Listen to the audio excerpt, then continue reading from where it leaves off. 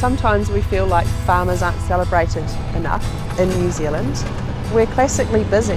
We're up from dawn until dusk just getting the things done, and so we haven't always taken time to be able to explain to other people about what it is that we do and why it is a good thing.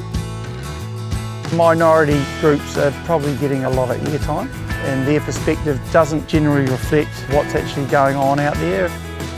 We've lived in Auckland and we felt no great urban-rural divide. Sometimes you've just got to be in a position to say, well, that's not true, and then you've just got to move on. I'm Rebecca. I'm David. And we're farming here with our family in Waiau, North Canterbury.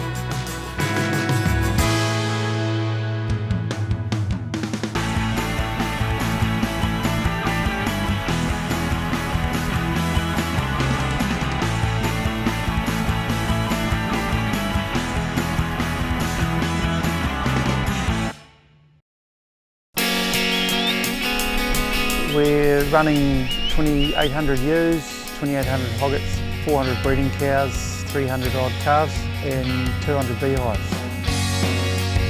So 2016 we were coming out of 2 years, 3 years. 3 years of drought. In November of that year we had a massive earthquake. In the morning when we could see, half the hillside had slipped down, blocked the Leader River. So we've got a huge lake now, but it destroyed our entire water system, most of our fencing infrastructure and most of our farm buildings. It puts a bit of strain on the farming operation, but yeah, we're working through it. Sort of just another badge that you get farming. We've got our drought badge, we've got our earthquake badge, yeah. Sort of waiting for a plague of locusts. In the first couple of weeks there was that sense of, do I still want to be here? But my kids are 5th generation, we've been here for 100 years this year. And so this is my tūranga waiwai. Most of what I know about myself is because of where I live and what it is that we do. And Dave has only ever wanted to farm. And so we just decided that we're going to carry on. We actually got a great opportunity to change things because they were so stuffed that we actually had to start again. If we didn't believe that we were doing the right thing, we wouldn't be spending all the money trying to put it back. We would actually be planting in pines and walking out the gate. With trees, after 30 years you can't claim any more carbon. They've done their thing.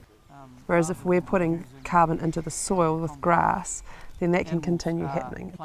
Grass does the same thing that trees do.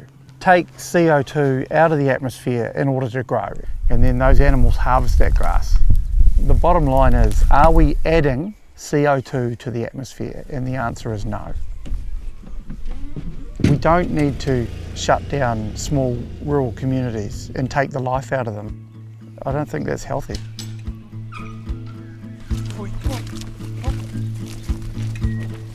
All things aside, we're getting 95% of it right. And the other 5% we're going to argue till the cows come home. So we've got to actually stop being so hard on ourselves. We're a small country and every one of us can have a huge influence in a small country, and that's a great thing about living here. We love farming this place. We love being part of rural communities and raising our children here. Yeah, couldn't think of living anywhere else.